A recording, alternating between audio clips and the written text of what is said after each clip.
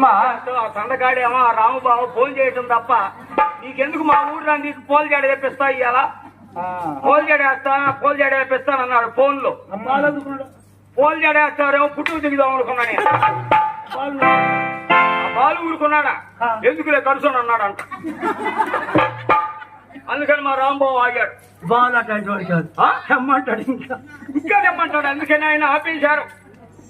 ఆయన తిరగనిట్లా ఇప్పుడు.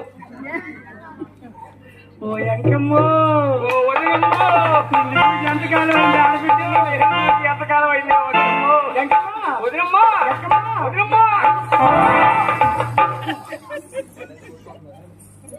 అమ్మో తల గీతో ఏంటి 3 ఏళ్ళైంది నేను తలకు పోసుకునేవు.